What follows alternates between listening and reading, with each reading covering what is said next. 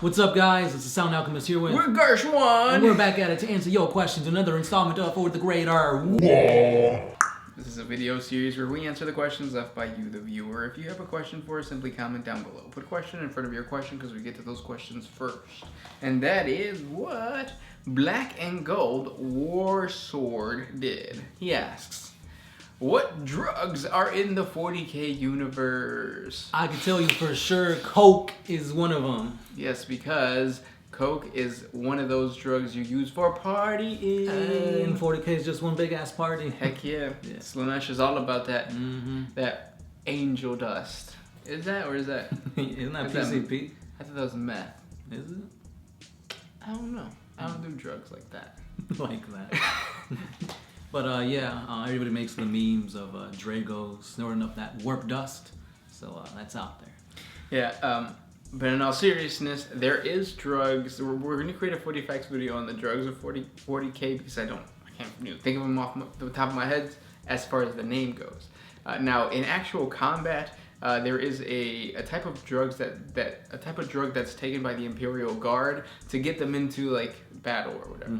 Historically, I think that's an inspiration from, was it the Vietnam War or the Korean War, where like American soldiers were doing opium, or something like that, and it was just making them crazier and more like killy, aggressive. Yeah. Speaking about that, Angron. I guess you could say the butcher's nails is a type of like stimulant, kind of like a drug that makes them more aggressive. So there's that. Yeah, Emperor's Children use combat drugs. Dark Elder use combat drugs. They're all over the place. Yeah, and then of course Necromunda. Right now there is lore on the specific. It's just like some type of either alcohol or some type of like drug that's supposed to mimic crack cocaine. And then there's Fenrisian ale. Yeah. Which can take down even a space marine. Next question. Sarah Skittles. Why does the Imperium still use manual labor? Surely fully automated labor in every industry is far more efficient and easily possible, especially for an empire with such great technology and resources. It would certainly free up more people to fight for the Imperium. So the answer to that is because of the Men of Iron. They are scared, petrified of the fact that the Men of Iron will come back again. So every machine is supposed to have a human component to it.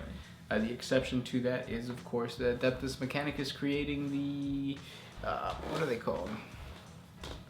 I mean, they're robots basically.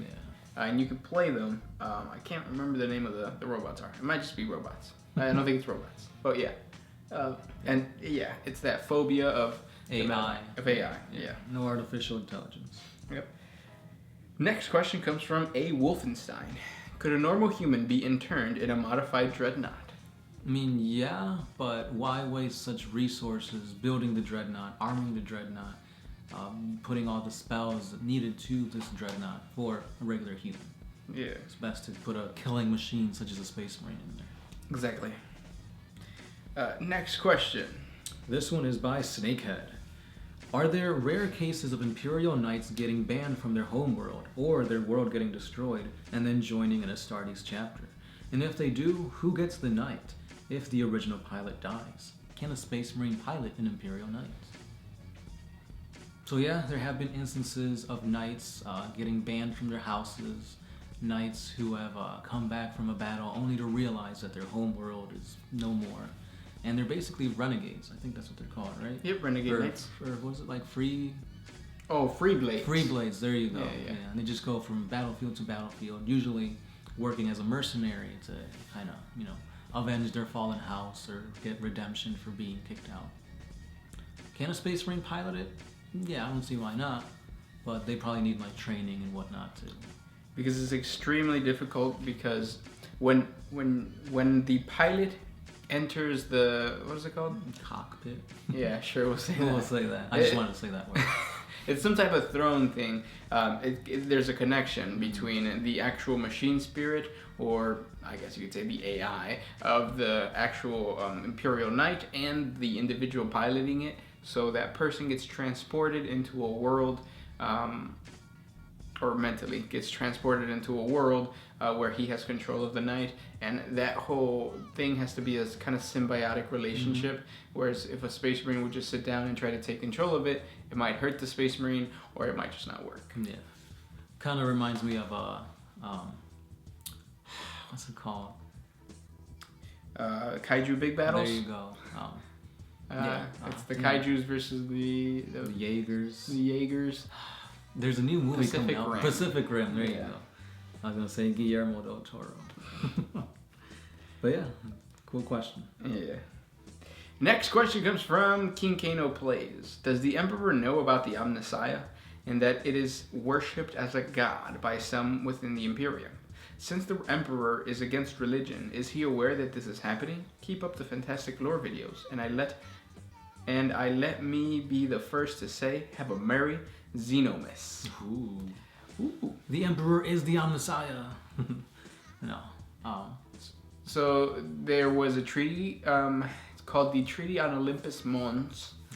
It was on Mars, and it's basically saying the Adeptus Mechanicus can continue to believe in the Omnissiah, can continue to do their thing with the whole theory of the Omnissiah, so long as they provide the Emperor with his ships, war machines, his fleets, all that good stuff.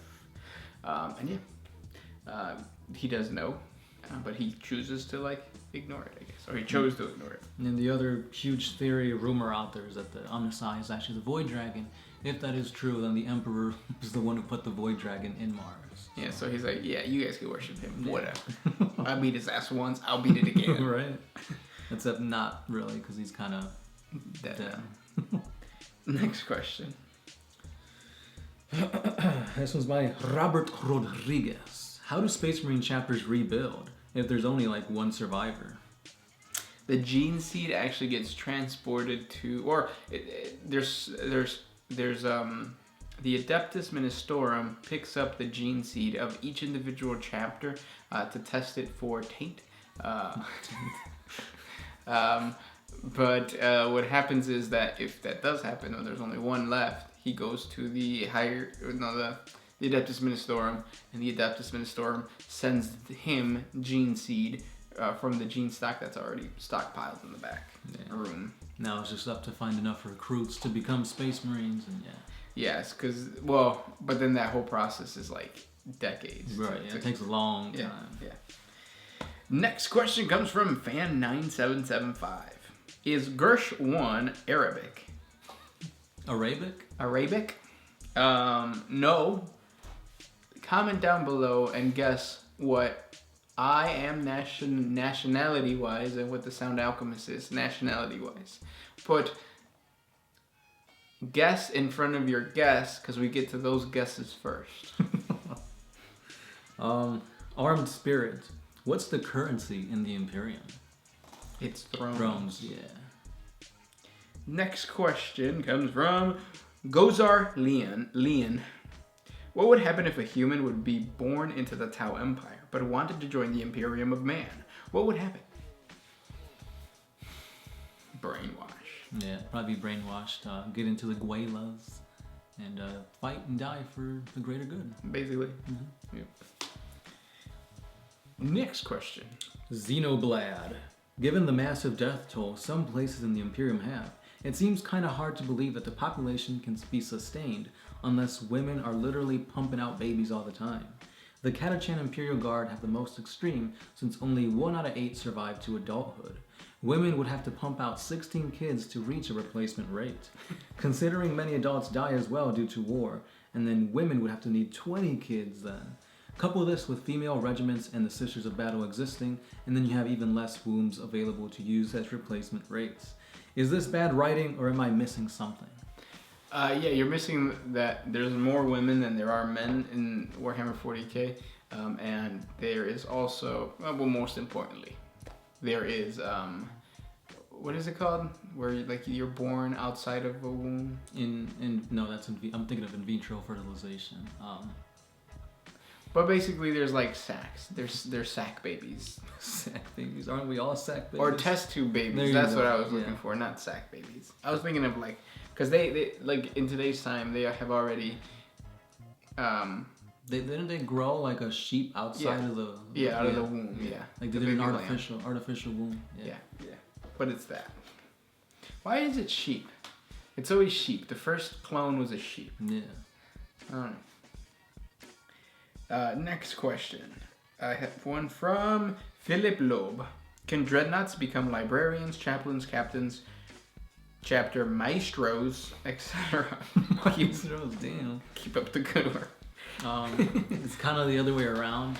The Space Marine is one of these things, and then they become interred. Yeah. With the exception of it's purple. What is it? The Soul Drinkers? The Soul Drinkers, yeah. The Soul Drinkers chapter master is a dreadnought. Yeah. But again, he was a chapter master first, became a dreadnought. He still had sense, and they left him as the chapter master. Mm-hmm. That's pretty cool. You know, have a freaking dreadnought as a chapter master. Yeah. Next question. Daniel Marquez. Can a Space Marine chapter rule over more than one world, not counting the Ultra Smurfs? Yeah. But it's kind of hard to have such a fleet capable of guarding that many planets. And the power would be very draining on the person's loyalty to the Emperor. Mm-hmm. This is what happened to the Astro Claws and... That Bad Hat War. Yeah, the Bad Hat War. Which this guy still needs to finish. I should do that this week. If I have time. Probably won't have time. Alright, so yeah, that's what happened to the Astro Claws. They ruled like a huge sector of space. Mm-hmm. And it kind of got to them, and they were helped by the Mantis Warriors. They were helped by the Lamenters.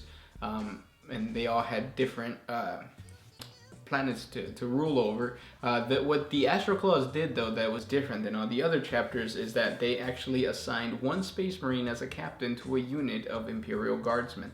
So you'll have like, you have your army, instead of having a company of Space Marines, it would be a company of Marines, Imperial Guard, led by a Marine. Yeah. Which is pretty cool. Yeah. I wish they implemented that more into like the Imperial Guard instead of having like a commissar or something. You're like a Marine. Yep.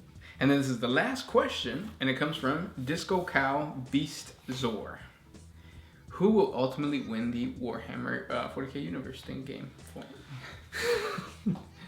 I feel like it's gonna be the Imperium.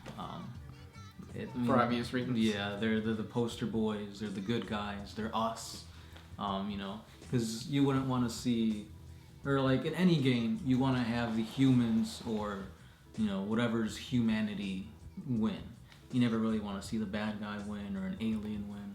So yeah, that's pretty much why humanities always comes out on top, even against all odds. Even when the whole galaxy is against you, I still feel like the Imperium will win. Yeah, I agree to a certain extent, but I do think that the Necrons, lore-wise, would win. Just because they're everywhere, and some of them, like I'm like, even if the world ends, there'll still be a tomb world out there that never woke up, that like will just like burst from the ground. Yeah, I can see that happening. And those were the questions for today. As always, guys, thank you for sending them in, and if we didn't get to yours, keep on questioning it. We'll get to it eventually, hopefully. And yeah, this has been the Sound Alchemist. Gersh1. We are One Mind Syndicate, and we are...